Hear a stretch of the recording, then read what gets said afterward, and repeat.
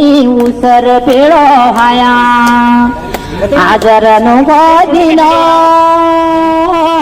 हम गौरा देवी जी को स्मरण करते हुए, उन्हें नमन करते हुए, न सिर्फ गौरा देवी जी को, कमला देवी जी, मेरा अनुरोध है कमला देवी जी से जगवाली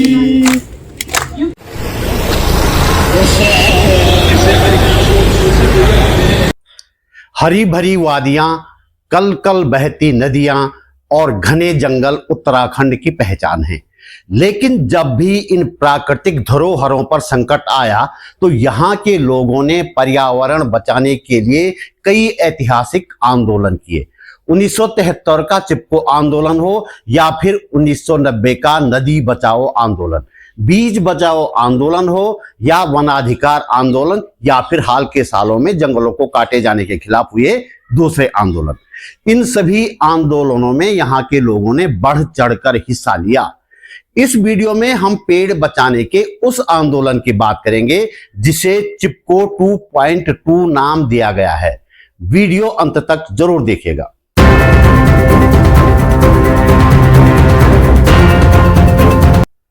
नमस्कार, बात बोलेगी चैनल पर आपका स्वागत। मेरा नाम है त्रिलोचन भट्ट और मैं करता हूं जन सरोकारों की बात। हाल के सालों में विकास के नाम पर उत्तराखंड में जिस तरह से विनाश किया गया जंगलों का, वह सबने देखा। हाल ही में प्रसिद्ध पर्यावरणविद पीपल बाबा ने एक वीडियो जारी करके कहा है कि सबसे ज्यादा प्रलयकारी और गैर जरूरी विकास हाल के सालों में यदि कहीं हुआ है तो वह है उत्तराखंड। चारधाम सड़क मार्ग के बाद यदि किसी जगह सबसे ज्यादा पेड़ काटे गए हैं तो वह उत्तराखंड की टेम्परेरी राजधानी देहरादून है। दिल्ली एक्सप्रेस हाईवे के लिए आशा रोड़ी में हजारों पेड़ काटे गए, व्यापक विरोध के बावजूद काटे गए। सहस्त्रधारा रोड के चौड़ीकरण के लिए फिर से हजारों पेड़ काटे गए। खलंगा और हाथीबड़ कला के पेड़ों को बचाने में लोग सफल रहे। लेकिन अब सरकार चाहती है कि देहरादून से ऋषिकेश के बीच सड़क इतनी चौड़ी होनी चाहिए कि लोगों का सफर 15 मिनट कम हो जाए। इसके लिए देहरादून ऋषिकेश रोड पर 7 मोड़ के आसपास 4000 से ज्यादा पेड़ काटने की तैयारी की जा रही है। तैयारी हो चुकी है, हालांकि हाईकोर्ट ने स्टे लगा रखा है। लेकिन देहरादून के लोग 15 मिनट बचाने के लिए 4000 पेड़ों की बलि देने के लिए तैयार नहीं हैं, इसलिए 7 मोड़ क्षेत्र में जमा हुए हैं।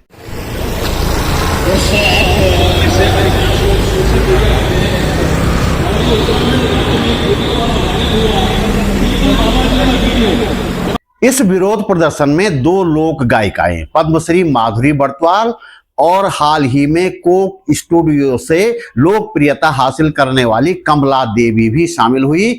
दोनों ने अपने अपने अंदाज में गीत भी गाए। हे भगवान आज देव भूमि के भूमि आला साथी गुरु जी जा खोली गणेश मोहरी नरो आज तुमोर बिचा करी ध्याला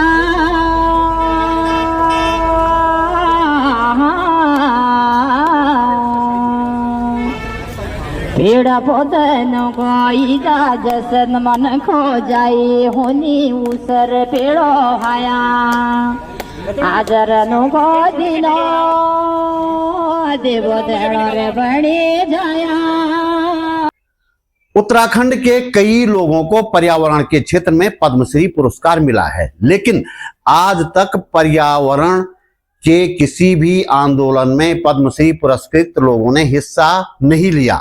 इस महीने में 7 मोड़ का प्रदर्शन यानी आज का प्रदर्शन कुछ अलग था। पहली बार किसी पद्मश्री पुरस्कार विजेता पर्यावरणविद ने पर्यावरण बचाने के आंदोलन में हिस्सा लिया। पद्मश्री पुरस्कार प्राप्त कल्याण सिंह मैती इस प्रदर्शन में मौजूद थे। उन्होंने विकास के नाम पर पेड़ न काटने की बात कही। हमें एक नई और सड़क चाहिए, फिर और जंगल कटेंगे, फिर होगा नहीं इधर से एक सड़क और इधर आनी चाहिए क्योंकि हमारी गाड़ियां नहीं जा पा रही हैं। फिर एक सड़क और कटेगा। कटेगा क्या?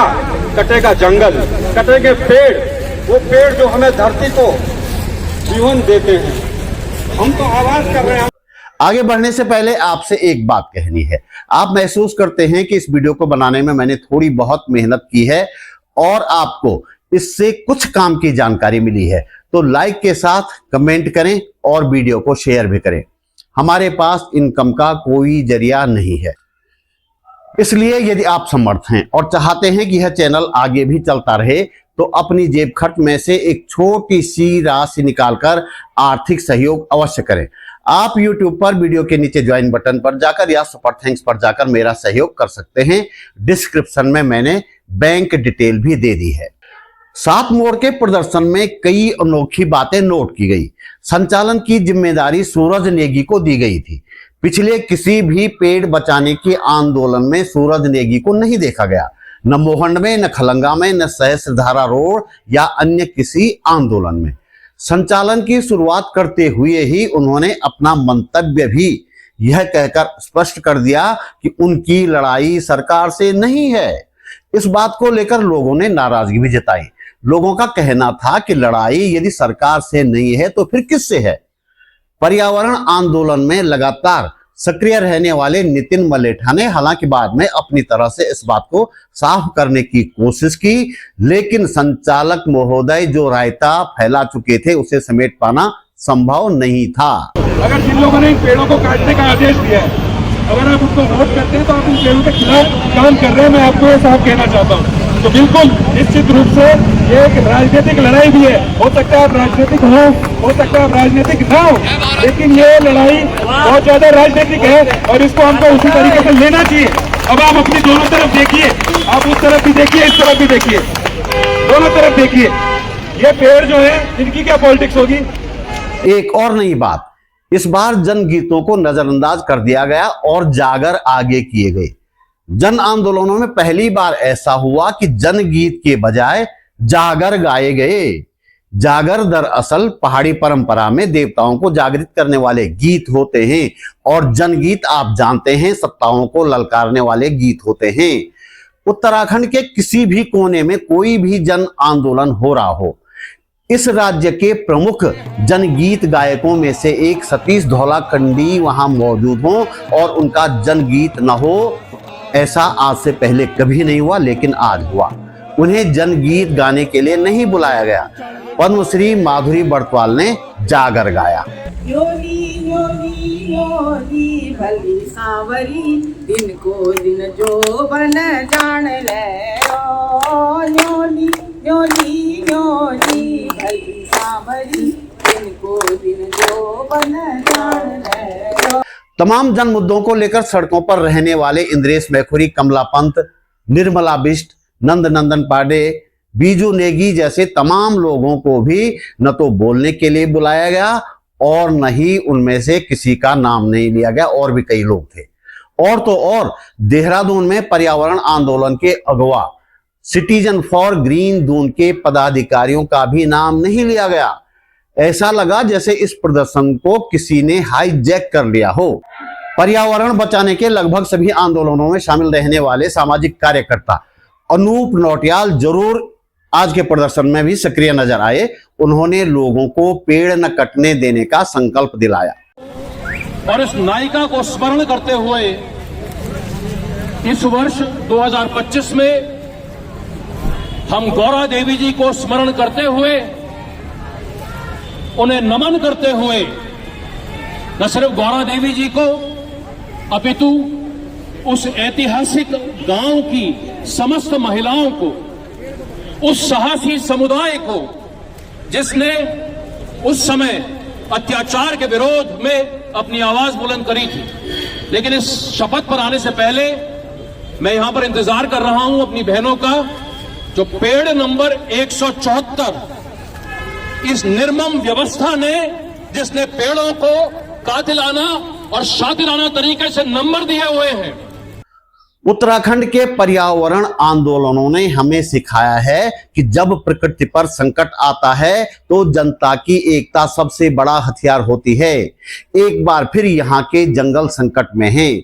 विकास के नाम पर हजारों की संख्या में पेड़ काटने की योजना है, लिहाजा एक बार फिर उत्तराखंड के लोग सड़कों पर उतर आए हैं। लेकिन यह बात खास ध्यान देने वाली है कि सत्ताएं उत्तराखंड के हर बड़े जन आंदोलन को डाइवर्ट करने का प्रयास करती रही हैं। पर्यावरण आंदोलन में भी इस तरह की सेंध लगाए जाने की पूरी आशंका है। यदि ऐसा हुआ तो उत्तराखंड के पर्यावरण को, यहाँ के जंगलों को और यहाँ की नदियों को कोई नहीं बचा पाएगा। इसलिए ऐसे तत्वों से सावधान रहने की जरूरत है। तो दोस्तों, इस वीडियो में इतना ही। मेरा चैनल सब्सक्राइब करें, फेसबुक पेज फॉलो करें, बातबोलेगी.com भी जरूर देखें। जल्दी मिलते हैं एक और मुद्दे के साथ, एक और वीडियो में। नमस्कार।